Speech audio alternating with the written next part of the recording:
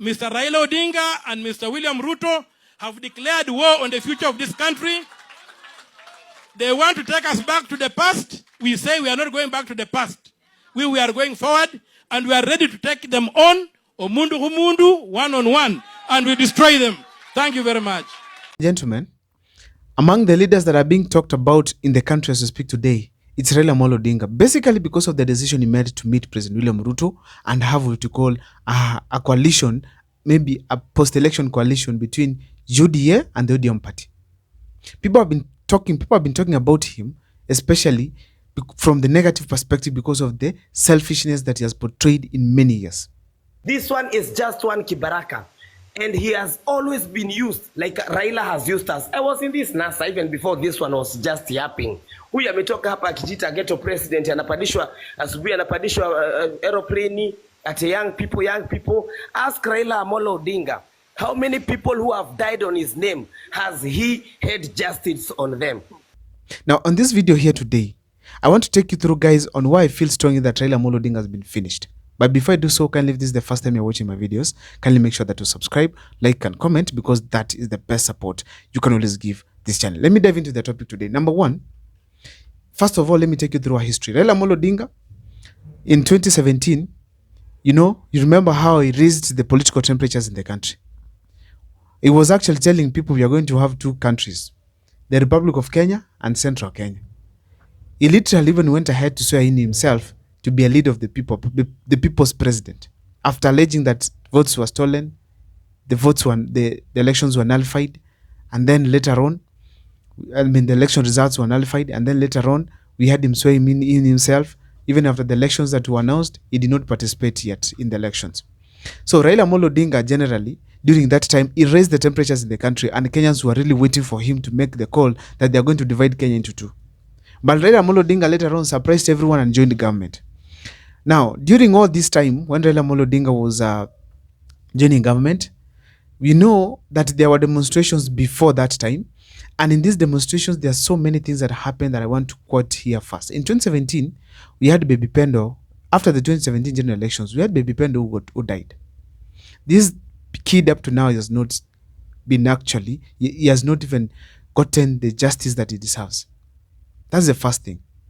The second thing, the family has not compensated in any way. And the police actually even participated in the killing of Baby Pendo. Up to now has not been arrested. Apart from that, we had Baby Mora.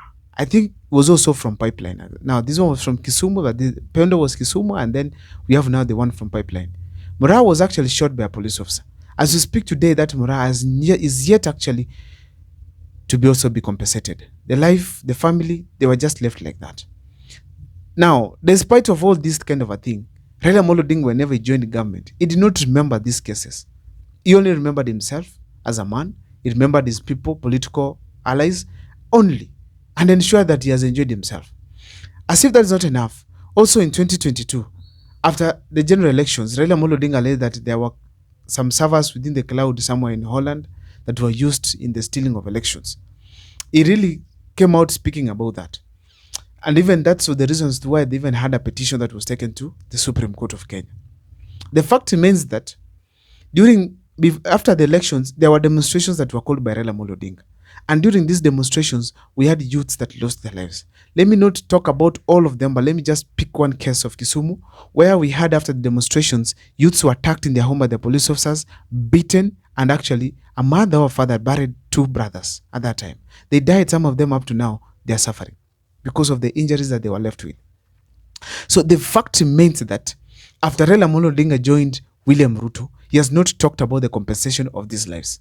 He has not talked about the compensation of these youths who are injured.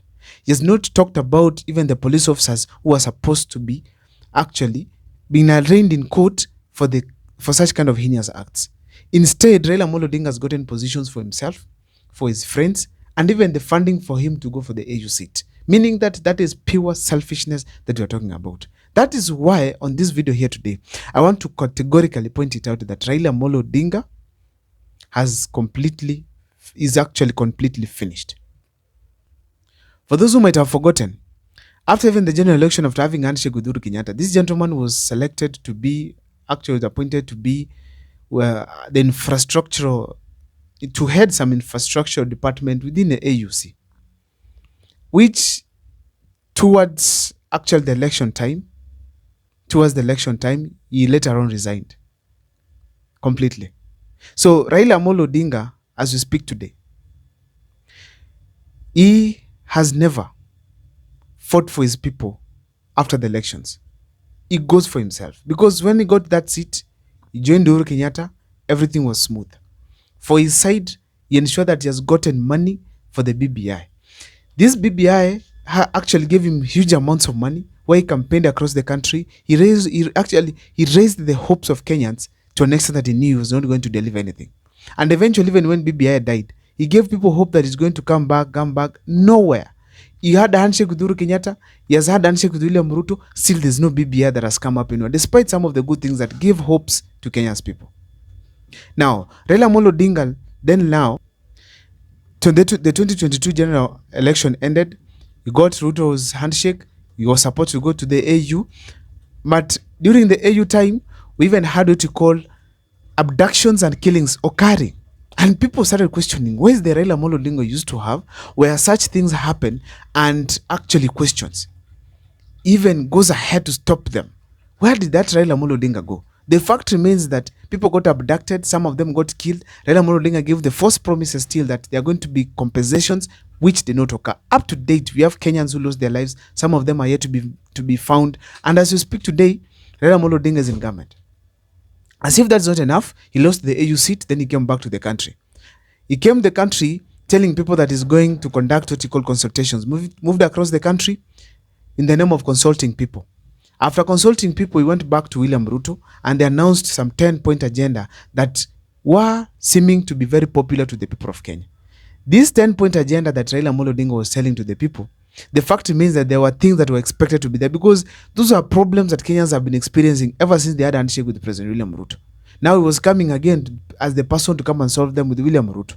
For heaven's sake, that is not possible. But nevertheless, assuming that these issues were going to be solved, how was this going to happen? Yet they're the same people who caused them. Now, after announcing all those things, instead of us seeing moves towards solving problems like having those youth that lost their lives since 2022, even beyond, getting compensated, even instead of even us seeing the expenditure of the county governments and even those of the national government going down, we are seeing the unnecessary expenditures increasing in the country. William Ruto traveling anyhowly, launching projects that are unnecessary, and even the traveling itself has cost billions of money in this country. Raila Amolo Odinga hasn't talked about this the way he used to do and even talk about them before. So instead, we are seeing Raila Amolo Odinga getting various positions that are being created, which are creating more burden to the country, to the taxpayer. And apart from that, more friends getting positions on his side. Because remember, after the Gen Z protests, he took advantage and 4 top ODM leaders were appointed into government positions in the cabinet, to be specific. Later on, we had others also included, like Nderitu Mureithi. Now, after the AUC seat that had gone, Raila Amolo Odinga has gone ahead now, again to demand for more seats, the PS positions, and as we speak today, more have been created and they've been added in the government, and there's nobody talking about it, the expenditures that are being increased day by day. In a nutshell, Raila Amolo Odinga has become part of the problem, and as a result, Kenyans have completely gotten rid of him as one of the statesmen that we had.